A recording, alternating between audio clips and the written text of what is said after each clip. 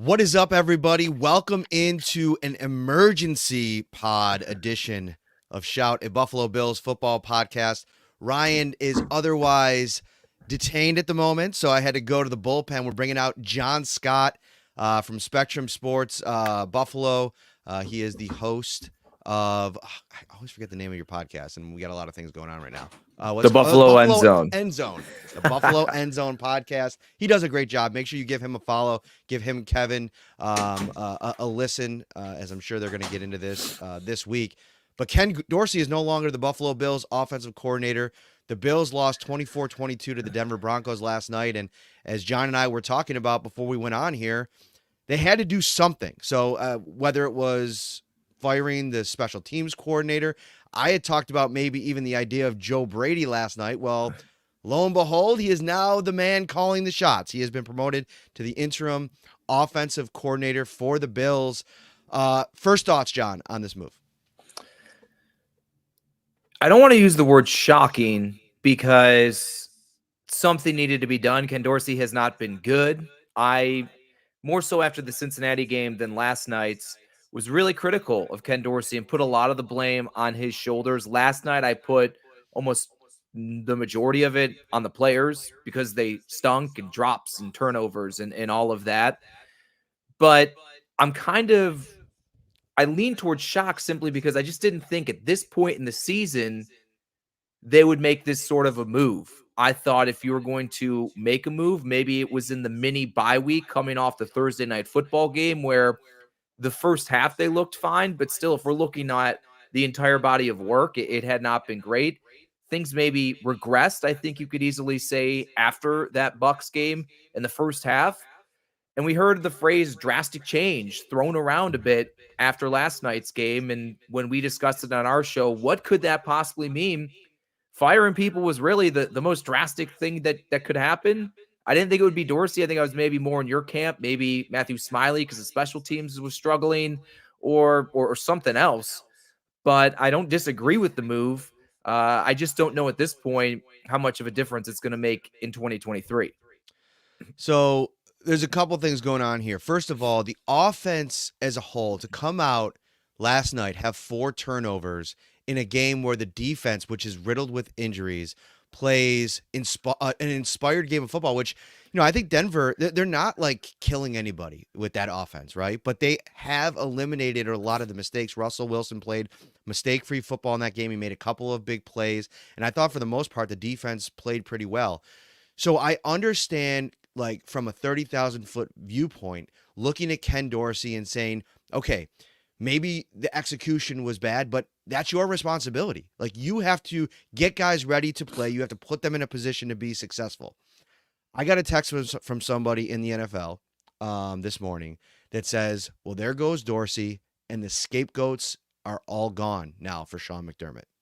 And to me, what happened earlier this season when or in the offseason, when Leslie Frazier kind of moved on and Sean McDermott took over the defense. We talked about it during the offseason ad nauseum. There is a lot on his plate.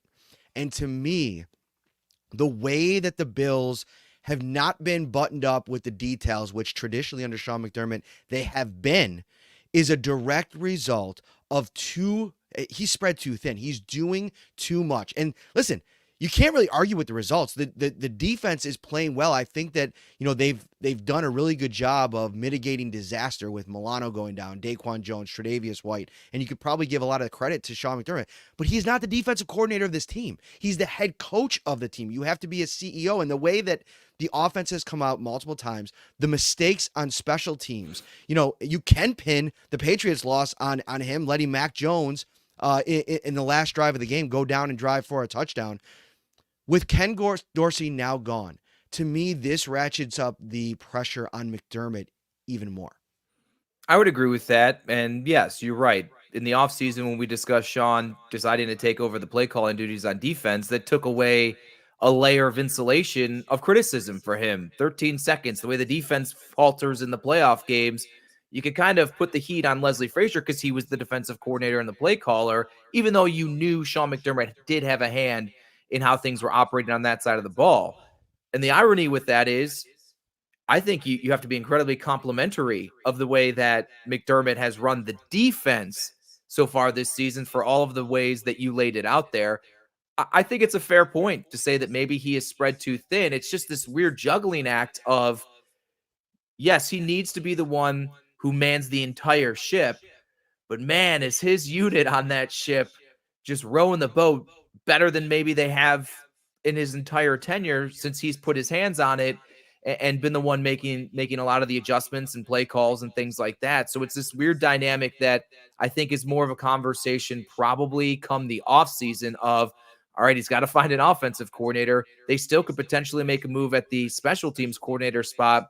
And if Sean feels that after one season, he needs to go back to being more of just the head coach and they need a defensive play caller and defensive coordinator, amazingly enough, you could look at a staff that's completely brand new in 2024. It's an interesting conversation, but again, if we're just looking at the here and now, Sean's going to stay the DC. I don't know how he can distribute responsibilities differently to better position himself to be the overseer of everything and get back to fine tuning those details of everyone. I just think at 10 games in, I know they're making a bold move at offensive coordinator, but outside of that, I just don't know what really can change. I I think that when we were going into the season, everybody was putting on a smiley face and downplaying the severity of the offseason drama.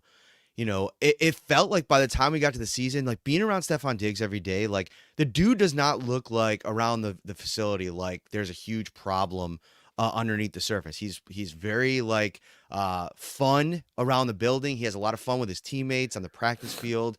He's done all of his media to this point in the season. But what do you make of Trayvon Diggs, who's now come out multiple times now? I think the first time was during the Matty Glab situation where he came out and said, we got to get bro out of Buffalo. Now he comes out after this game against Denver and kind of takes a shot at Josh Allen and says, don't forget, like when he started to go off is when Stefan Diggs got there. What do you make of all of this? And do you feel like the locker room potentially is lost at this point, and not even like there's necessarily problems, but like, can they get this thing back on track, or has it kind of devolved too much and now it's going to be too difficult with trying to get Joe Brady to almost like fix everything magically? I will say one of the biggest issues I've taken over the past couple of weeks with things we've heard from Sean McDermott on down through the players is, oh, well, we've faced adversity in years past and look at the results. We haven't won a Super Bowl, but we've weathered the storms. We've made the playoffs. So we know how to do this. And so that's why we're confident we can do it now. I think you and I and everyone listening and watching can agree this is a different beast than they've had in other years. 2017 was a different situation.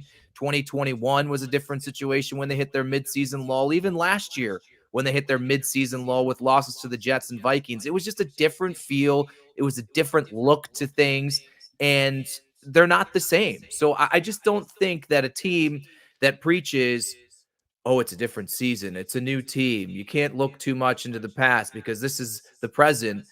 Yet when things are at their worst and the struggles are at their highest, that's where they're trying to go back to that well. I just didn't like that. And then you go to the locker room.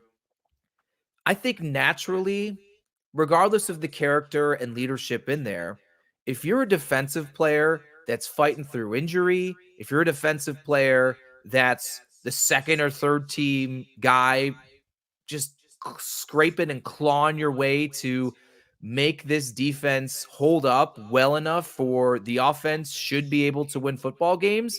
I think you got to start to get a little mad here. And I'm not saying dissension or anything like that, but even Deion Dawkins said something after the game of referencing how just flabbergasted with 12 people on the field for special teams. He wasn't pointing fingers. I think it was just immediately after the game. But for an offense that has largely the same core to be performing that poorly, and you have guys dropping passes, turning the ball over, false starts, other penalties, self inflicted wounds, yeah, clearly we're putting some of that on the offensive coordinator, but I think as a defensive player, you got to be like, what the heck? And frankly, as an offensive player, if you're Stephon Diggs, yeah, he had a drop, but if you're Stephon Diggs and you're performing to certain levels, and then you're seeing other guys just not bring it, I think things may start to ratchet up because these guys largely are in unfamiliar territory where they're right. In the past, they've weathered the storm. They haven't. So I think this is going to be the truest test of the process, of the culture, to make sure that these guys can stay galvanized, even if the product doesn't change largely, but to make sure this doesn't really spiral out of control and become a whole other beast heading into the offseason. The craziest part about this is the conversation we've been having going into all of this, and that is the as a whole, when you look at this Bills offense and some of the numbers, it's astonishing that it's been this hard considering how good the numbers look. I mean, Mina Kimes from ESPN tweeted out the Bills offense through week 10, third in DVOA, first in success rate, third in EPA per play, fourth in QBR, third in yards per play, second in third down conversion percentage, third in red zone efficiency. This is not an offense that, for outside of, these last few weeks that's kind of struggled to find consistency in who they are, which I think to me is the biggest criticism that I have of Ken Dorsey is sometimes it feels like he's very reactive as a play caller. Like if something worked, it's like, okay, let's lean into that. If something didn't work, I'm going to throw that out and I'm not going to get creative with a way to run it again. And it's almost like last night was this come to Jesus moment where he was just forced in the fourth quarter with their backs against the wall, needing a drive, just handing the ball off to James Cook and running a bunch of different run plays. I mean, how just ironic is it that his last drive as a play caller for the Buffalo Bills was 6 runs for a touchdown, 5 of them by James Cook, and then a scramble off script by Josh Allen. I think to me that's what ultimately led to his demise, despite the overarching success of the offense, even still post-Able, even though it doesn't really feel like it. They were always searching. Shoot, they were searching the entire back half of last season. The points were there at times, and they were winning football games. But that was the large conversation surrounding Ken Dorsey after last season was he needs to improve. He didn't look good. The offense looked broken towards the back half of the season. And lo and behold, for the past 6+ weeks here, they've looked worse than even they did to that point. And you're right. He could never find, when all else is going wrong, what can we get to that we know is going to work? And sometimes they'd get to it, like the Dalton Kincaid touchdown drive last night against Denver, and then you never see anything like it again. It just, there was no consistency. And if you hear players constantly talking up tempo or certain elements to an offense or simplifying or get back to what we used to do, why are the same conversations being had week in and week out and players only meetings and all of this, and nothing is changing? I say this all the time. I am not a supernova football mind when it comes to X's and O's. Ken Dorsey knows so much more about football and offensive football than I will ever know in my entire lifetime. But sometimes things are just so obvious and simple. You don't have to be a brainiac in the football world to know this is what you need to do. To me, there's a lot of nuance that needs to go into fixing this Bills offense. But I think it's a lot more simple than maybe Ken Dorsey was even trying to make it. And ultimately, that was my biggest issue of you and I could sit here and we talk in the media room or wherever and say, well, why aren't they just doing this? And anytime they seem to do this, it works. And then they wouldn't do it. It was maddening. I mean, it just like, why would you operate that way? And I agree with you. I think something as easy as that is why Ken Dorsey no longer has a job. Yeah, I mean, when the quarterback comes out and largely places it on the players, right? Like on Thursday when Josh Allen was talking about, his rapport with Ken Dorsey and the fact that from an execution perspective, they just weren't getting the job done for him. And then you come out in this game after saying that and just play the way that they did. And now things devolved a little bit. I mean, you saw Josh Allen's play. He throws his first pass. Cook fumbles it. They drive down the field. He throws one right on the money to Gabe Davis, goes through his hand. So it's like, I get the level of frustration. And I guess this kind of shifts the conversation a little bit more to a bigger picture conversation as well, as like, has there been enough talent placed around Josh Allen? Was it a mistake to not address the wide receiver position in a larger way this offseason? They flirted with the idea of DeAndre Hopkins.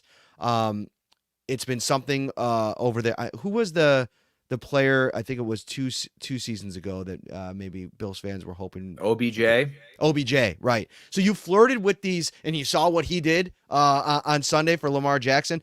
They lose that game obviously to the Cleveland Browns, who are what a story that's been, and that's a side conversation for later. But you see what Odell Beckham Jr. added as he kind of gets ramped up here. I think they need another playmaker, and I think as much as I was interested and bullish on the idea of adding a rookie tight end that could maybe add some more balance to your offense, I think they needed to make one more swing. Whether maybe it was overpaying DeAndre Hopkins, I'm not sure, but I don't think they did enough at playmaker, especially when you consider that Trent Sherfield and Deontay Hardy are here and they barely play. Is that a Trent Sherfield and Deontay Hardy issue, or is that a Ken Dorsey issue? And that's where I think maybe, actually, hopefully, I think from a Bills offensive perspective, we need to find the answer to that, because I like Trent Sherfield in training camp. I thought he was great. The speed that I saw from Deontay Hardy in training camp and preseason games, I'm like, oh, this guy's like a juiced up Isaiah McKenzie. Maybe they can incorporate this role better with him than they have in the past. And then they're never used. It took until what? Dawson Knox went down for Khalil Shakir to even see the field. Then he has some consistent games. And last night he was absent once again. Obviously, the person throwing the football decides where it's going. So part of it is on Josh Allen, but I think a lot of it is on scheme. And I saw Dan Orlovsky put out a nice little breakdown of the fourth down play that Allen overthrew Shakir. And he was banging his head against the table, just basically saying the route concepts called on this play. First off, you put him in shotgun on 4th and 1. So it's now 4th and 6 and 7. Then he shows route concepts that were never going to be effective to begin with. To me, that's on Ken Dorsey. That's on the play caller of scheming up ways to get Deontay Hardy the ball, get Trent Sherfield involved. I think they're talented guys. Do I think the Bills could use a more consistent top tier number 2 guy like the names you mentioned? 100%. And I think that's probably something that's going to come either through the draft or free agency in this upcoming offseason. But I put a lot of the talent conversation more on the way Ken Dorsey utilized the players on his team rather than saying that the ones that Brandon Beane brought on are just simply not good enough. No, that's totally fair. And before we continue, because I want to get into an important conversation next year, you have to prepare. It's important for Thanksgiving. It's right around the corner. Prepare for a Thanksgiving like no other with unbelievable savings on everything you need to create a memorable holiday meal. Need a juicy golden turkey? How about fresh cranberries for cranberry sauce that's bursting with tangy sweetness? Tops has got it all and more. As you plan for your Thanksgiving menu, make Tops your destination for savings. So Ken Dorsey is out. Joe Brady is in. And, this is a very interesting coach who has like this unbelievable meteoric rise in LSU, connected to Jamar Chase, Justin Jefferson, Joe Burrow, one of the best college offenses in the history of football. I think that there's a little bit of a misnomer out there that he was the play caller there. He wasn't. He was the passing game coordinator and the receivers coach. He gets hired as the Carolina Panthers offensive coordinator, gets fired in his second season in December. So he made it a little bit longer than Ken Dorsey, but now gets handed the reins. And so I think there's a couple things we have to dig into here. Number one, how much does the Buffalo Bills offense change? How much can it change? Because he's been here for a year and a half. This wasn't his system. This was Dorsey's system that he basically took from Brian Dable. So Joe Brady is basically like 2 coaches removed from the system that he's now going to be tasked with running. Do you think it stays the same? Do you think he adds variations? And do you think this is the right move for what the Bills have to do and what they had available to them? I feel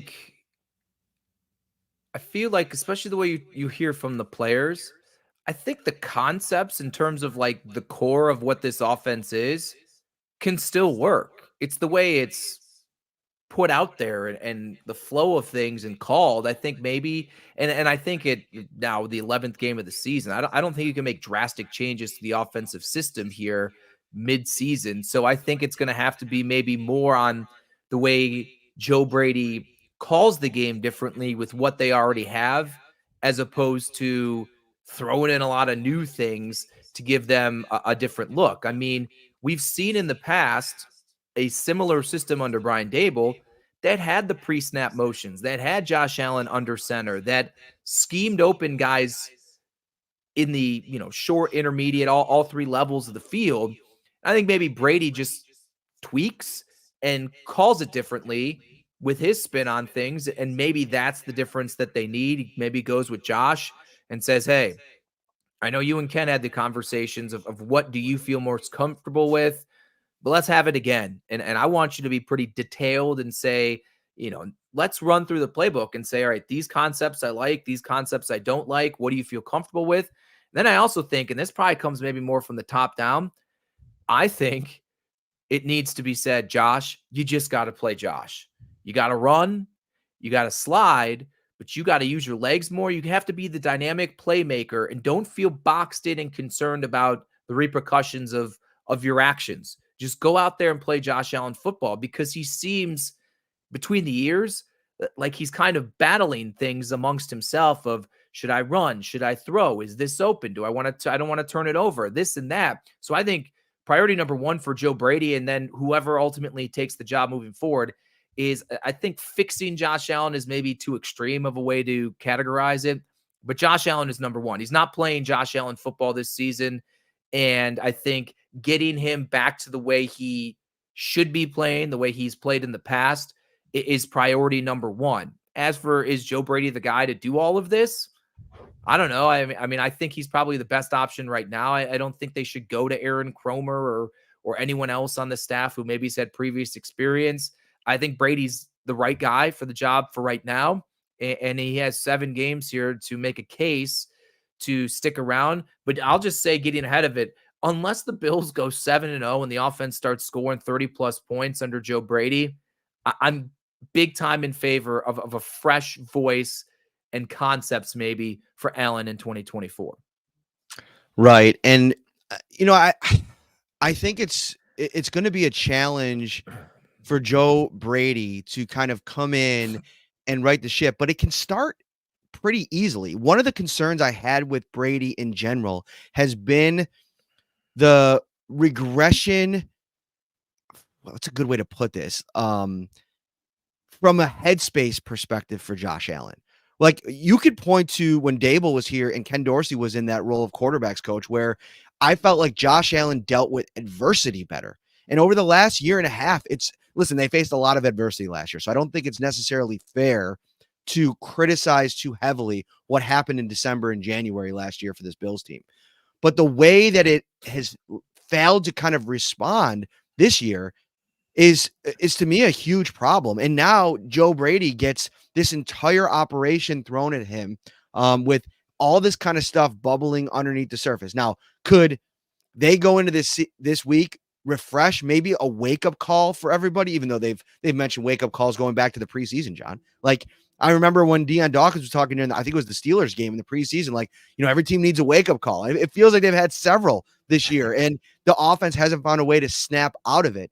I think that there is value in having a guy that was on this meteoric rise like Brady was, having it fail so completely in Carolina, take maybe some of the lesson learned from there, and then try to apply it in this short window. But you're right. I mean, how Josh Allen responds to this and how they choose to go from here is what I'm watching for, to see if this is a long-term solution. And to your point about Josh being Josh a little bit more, they don't have any other choice at this point. Every game the rest of the way, you have to win. They have a 19% chance to make the playoffs at this point, according to the New York Times. Like, the safe way to play offensive football for the Bills is out the window. You have to throw caution to the wind. You have to go out every single week and throw everything but the kitchen sink to try to win games. And I'm very interested to see how Joe Brady handles all of it. Agreed. And I'm interested to see how the players handle this, because if you're Josh Allen, you were the number one fan of Ken Dorsey. You were the one banging the drum for him to replace Brian Dable. And Dorsey did it to himself, but I don't think Josh Allen's play and the regression in it did him any favors, particularly this season. And then if you're some of these guys on offense, like a Gabe Davis and others who their inconsistent play has led to been part of the bucket of reasons that the Bills offense has struggled. I mean, you're in part, even if Dorsey called the right play and the right throw was made by Josh Allen, you are in part the reason that Ken Dorsey is out of a job as well. How does that kind of sit with these guys? How do they turn the corner? And do they look at this as, hey, this is a breath of fresh air that we can use to make this improbable run, because they love being the underdog. They love being counted out, this team. They feel like nobody respects us. Well, now you're in the slot that you put yourselves in, to where rightfully so everyone's counting you out. Can they reverse course with a change like this and start playing the way that they're supposed to play? So interesting, man. Like Sean, he's such a control freak, right? Like every part of this operation, going back to when he first started, we've talked so many times over the years about how much more tight-lipped the organization is about everything, not letting anything get out, the hush-hush behavior around 13 seconds, around the Leslie Frazier situation. I was thinking about this before we went live. Have we ever even spoken to Joe Brady in a press conference? Has there been one? Maybe one when Maybe he was one, first hired. right? So in a way, it's like like a parent. He like shields these coaches from any type of interaction. It's the same thing with Ken Dorsey when he was the quarterback's coach. We never got a chance to talk to him. Remember when he was hired, it was months before we even got a chance. And then it was during COVID and it was weird. And then he became the offensive coordinator. And I remember his first press conference. I was like, all right, he has a lot to say. Like, there's something to be said for trusting the people that you put in place to do the job and be what you need them to be in those roles. And it's always felt, and maybe that's where my thought process has kind of devolved on Brady, is that we don't really know anything about the way that this marriage has worked between him and Josh Allen. Josh Allen has been very vague about it. We haven't heard very many details from Sean, and we never get to talk to Joe Brady. Now they're just saying, all right, we've kind of shielded you all these 2 years. Here's the keys. Go run everything and be this great offensive coordinator. It doesn't seem like, to me, a great way to run an organization. You just don't know the dynamic between Dorsey and Brady and Allen. I mean, you just never really hear anything about it. And so I can't really speak to, outside of just observations through camp or whatever, of how all of this worked. I mean, I don't know how often, if really ever, I can remember seeing Dorsey and Brady talking, at least on the practice field when we are Right. out there. I don't remember that. Josh and Brady would work on some drill work while Dorsey's over at other parts sometimes during practice. I'm not saying that this is disjointed. These are just the observations that I've made in a year and a half plus or whatever, that these three have kind of been joined together in their positions. So I have no idea how this is going to go. You kind of knew the way Josh Allen spoke of Ken Dorsey when he was the quarterback's coach. You kind of knew the relationship there. That's why it wasn't a surprise when he, excuse me, banged the drum so much for him to replace Brian Dable. I don't remember really much of anything. Sorry about that. There we go. 3 a.m. There we go. Can't really remember Josh Allen getting into much about his relationship with Joe Brady since he became the quarterback's coach, maybe early on, but in the past year, no, I haven't. So I don't really know what to expect there in terms of their dynamic and Brady just in general, what he's going to bring to this spot. Sheila, who is one of our regulars on the Shout Buffalo Bills insider text line, asked, does Sean feel as though the quarterback coach has worked so close with Josh that's why they're promoted to offensive coordinator? I think the Dorsey hire, a lot that went into that was Josh's feedback. And you got to remember when that move was being made, Josh was at the height of his powers. I mean, he was coming off of what I would call the one of the, if not the greatest 2-game playoff runs in NFL history by a quarterback. 9 passing touchdowns. They were just on a different realm at that time. So I think it made sense to empower your franchise quarterback who you paid all that money to have a say in who the play caller was going to be. In a sense, though, I do feel like it's putting an extra layer of pressure on Josh. And I think what we've learned through this experience is that I don't think he needs a buddy in that role. I think he needs a CEO, somebody with, as Sean McDermott always likes to say, skins on the wall, guys that have done it in this league and have called plays. And I think there was a respect factor with Brian Daboll that commanded attention, respect. I don't know how much Ken Dorsey is telling Josh Allen in the offseason to go and do this, this, and this to come back a better player. It almost felt like they were co-workers as opposed to mentor, mentee, if you will. How many times, I mean, it wasn't frequent, but you can remember times Dave's got after Josh. I mean, he did it. And we see it even in New York now with certain things as the Giants are struggling.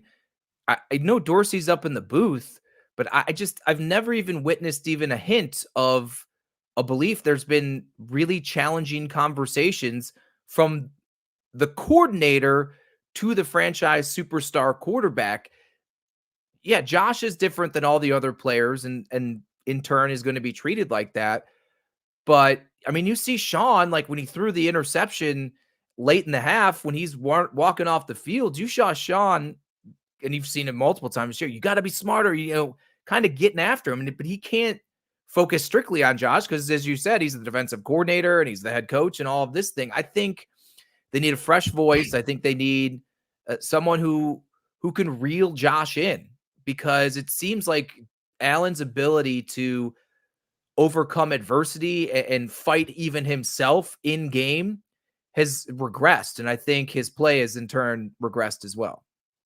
I mentioned Sheila on the insider group. You can become a Shout Buffalo Bills insider right now, $3.99 a month. But before you have to pay anything, it's a 2-week free trial. I know there's going to be a lot this week that people want to talk about. They want to vent about.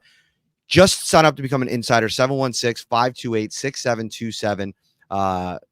And you can vent away. Ryan and I will be taking time this week to respond to all your questions, concerns, and the Shout text line is brought to you by Carrie C. Beyer, attorney with the law offices of Francis M. Litro, located at 237 Main Street, Buffalo, New York. If you or someone you know is seriously injured, give him a call at 716-852-1234. That's 716-852-1234. Check out litrolaw.com.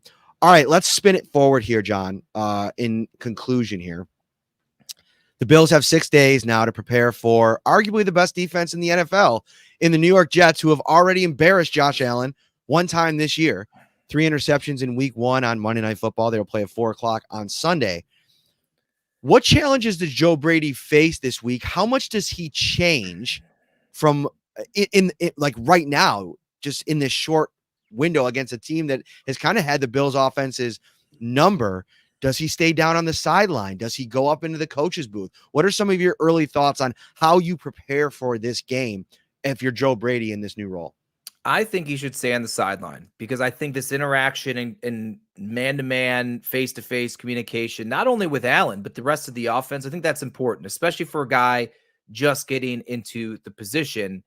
Whether or not that happens, I don't know. In terms of the plan, that's again where I'd go to Josh and I'd say, you've played them a couple times. You've struggled a couple times. We kind of know what they are. What do you want to do? What are you comfortable with? What do you feel we can be successful doing offensively in the way that we operate? Is it the up tempo? Is it running the football? Is it taking deep shots down the field? I don't know what it is, but I think that would be, if I'm Joe Brady, my plan is I would almost lean extra into Josh Allen, especially on a short week against a divisional opponent who he's familiar with, probably better than Brady is, to be honest with you, and say, hey, you know what has not worked in your time struggling against this team. What do you feel can work? And let's go that route and be ready to pivot, because Robert Saleh and the defense and those guys are super good. but at least let's come out the gate and do what we want to do, be the dictators, which is something I also think the Bills have completely abandoned offensively, of being the ones pushing things and dictating things on offense. I think that's what I would do if I'm Brady. What exactly that looks like, I mean, it's the easy quick passes, up tempo. Josh runs around a little bit. I mean, that's been the recipe for success that we've seen most effective. So maybe that's what they go into, but I would heavily rely on the input of Josh Allen. I think there has to be another move made this week, even if it's a one-off, and that's Sean McDermott relinquishing the play calling duties on defense. I think he should hand them over to John Butler like he did in the preseason. This is a Jets offense that is just as bad as it gets in the NFL. If you can't hand things over to John Butler to run your defense against Zach Wilson and the Jets offense, what are we doing here? I think everything else has to be buttoned up. You cannot make mistakes. If you're Sean McDermott, you almost have to take a larger role in the Josh Allen situation. Like, how is he going to respond if he makes a mistake in this game? How is his demeanor on the sideline? All of those things kind of are baked in for me for setting up Joe Brady to have success. I agree with you. I think he should be on the sideline. I think they should all kind of be in it, in the thick of it, together this week. It's all hands on deck. It is figuring out a way to put this offense in a place to have some success, to have some fun. I don't know what that looks like. Maybe there's some trick plays that they can kind of pull out, get some people going. Maybe get Deontay Hardy zooming around on a bunch of jet sweep motion plays, pre-snap, post-snap, whatever you have to do. But to me, I think it's about, all right, everybody relax. You've had all the bad games that you can have at this point. What's one more added to the pile at this stage? Go out there, play without any worry, because the season feels like it's over right now. I mean, you could lose this game. We're going to have the same feeling talking about this on all of our podcasts on Sunday night. And so I think that could be a freeing deal here. And I think lean into what you have that's good. Stephon Diggs, Dalton Kincaid, James Cook coming off a 100-yard game. Maybe Sean McDermott learned a lesson that maybe you don't have to bench a guy because he makes one single mistake, especially when you empower a lot of other players on this team who consistently make some of the same mistakes over and over again. Fred Jackson on our post-game show, he had tweeted out during the game that he did not approve of the decision to bench James Cook. And from a former running back and one Bills fans beloved, he on our show expanded and said that, I mean, that's not what you do to a running back, especially a young player. You got to get him back into the fold, get him back into the mix to keep that confidence high. That's what those guys do. And he also mentioned that it wasn't necessarily Cook being completely careless with the football. It was a great defensive play as well. And I agree with you. If a ball's going to go off Gabe Davis's hands, it's going to lead to an interception that ends a big drive, and then he's going to trot out again after that. I mean, it's an interesting precedent, but I agree with you that just play free. They don't look at it as the season's up. And I agree with you also, win or lose, the conversation's really no different for the Bills. I mean, if they lose, it's probably, okay, they're dead in terms of the playoffs. If they win, the only way the conversation's going to start to shift more positively is if they somehow beat the Eagles, or they somehow beat the Chiefs, or beat both of them, or whatever it may be. It's going to be a very interesting week with the tone of the team, starting with Sean McDermott on the Zoom today at 4:00, when we hear from Josh Allen on Wednesday, and other players of how are they going to respond to this. And then the biggest of them all, because we've heard nothing but talk that's been hollow on the football field for weeks at this point, is how do they perform Sunday afternoon at home against a Jets team that's already beat them? Listen, Gabe Davis had 2 catches for 56 yards. He was targeted 6 times in that game. And to your point, so 4 targets, you come away with nothing. He literally leads the team in snap percentage this season at wide receiver. He played 98% of the snaps in that game. I get that he's your captain, but I also take issue with the fact that we walked up to the captain in the locker room asking to talk to him after the game, and he said, I don't want to talk, and walked out of the locker room. Like, I don't know, man. I like Gabe Davis. Like I've been in the Gabe Davis defending Gabe Davis club for a while here now. But those are the moments when I feel like the guys that truly get it in the room stand up and take accountability. Taron Johnson. And here's another thing. What's that? Taron Johnson. He's been at 100%. the mix of the literal last few plays of tight games for what, a month straight, and he's won some like the Giants, he's lost some like against New England, and a call that he didn't agree with last night. But every single week, during the week and after games, regardless of the outcome, he stands tall and is open and honest about things, and I appreciate that. And it's an element that not all fans care about, agree with, or will side with us. And I don't care, but I think accountability, if you're talking about a struggling football team, I think any and everyone who stands there and is accountable and takes the bullets when the tough questions are being fired, rightfully so. I think that says a lot about your character. And I think it also shows where you are in this battle to try to weather a storm that's been brewing and growing for a month and a half.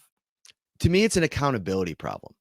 Like, it's one thing to say things, right? But then it's a whole other thing to kind of follow up on the other side of it. And like, I don't even want to say take your medicine, but just stand up and accept, you know, whatever comes of it. And even Sean McDermott, to a degree, like the line should be over and over and over again that it starts and really ends with him as the head coach. The 13 seconds deal. I go back to that time and time again when I talk about the potential erosion of this locker room. To me, like, we all read Tyler Dunn's story coming out of that situation. When you don't take accountability for your role in something, and maybe he did internally, and we can't be behind closed doors, but to have this, like, the way that they go about things sometimes, it doesn't add up to me, accountability. And so we'll see how this thing transpires over the next couple of days and into what's now feeling like a lost season. And John, I never felt like we'd get to this point. I didn't see the path to this, knowing how much talent they had, knowing that they addressed some very serious concerns with this roster in the offseason. And it just hasn't been enough. And now we sit here, they're 5-5 and a serious threat to not make the playoffs. And that's where I think priority number one for whoever is in that OC seat now and later is Josh Allen. Because I'm not putting the Bills 5-5 solely on Josh Allen, but Superman Josh Allen hasn't really come out to play during this 6-week stretch. And had he done so, I think maybe they eke out one or two of these wins and we're having a different conversation. I think that's maybe, if you talk about looking back in history, what's been the difference is they've struggled and Josh Allen is like, oh, all right, it's time to buckle up, boys. Like when they lost the Buccaneers game in 21, first half was horrible. And Josh is like, all right, hop on, let's roll. And they ended up losing that game, but it was widely known that after that, they took off because they took the lessons from that. Maybe that's what we're about to see against the New York Jets is, hey, they've been trying to play in this box. And now the guy who maybe is largely responsible for putting them in the box is gone. And now it's just time to play Josh Allen wheeling and dealing football. And maybe that'll be the difference. Speaking of a box, you're going to have to gather up a lot of boxes and start wrapping your Christmas presents. And Topps Christmas bonus program is it lets you be Santa's biggest little helper. Shop for groceries at Topps, and you could save $10 on participating $50 gift cards. That's an extra 20% savings on all your holiday gifts just for buying your groceries at Topps. Earn one gift point for every grocery purchase you make of $50 or more from October 29th through December 24th. Then redeem one gift point at Topps checkout for $10 off a $50 gift card to participating retailers now through December 31st. Gift points are automatically added to your Topps Bonus Plus account and can be tracked on your receipt or by heading over to topsmarkets.com/Christmas bonus. All right, Jon Scott, 45 minutes you give us on a Tuesday afternoon. We appreciate you, my friend. Let everybody know where they can find your coverage this week. Yeah, we did a reaction podcast after the game. We discussed what maybe drastic changes may come, but it's still, overarching in terms of there. That's on the Buffalo End Zone Podcast YouTube page. You can also find the Buffalo End Zone Podcast on all the traditional podcast platforms. And then, of course, give me a follow on X, Twitter, whatever you want to call it anymore these days, at Jon Scott TV. All right, he's Jon Scott. I'm Matt Parrino. Ryan and I will be back later this week. Hit that like button, subscribe to the channel as well. We appreciate you, everybody. Interesting week ahead.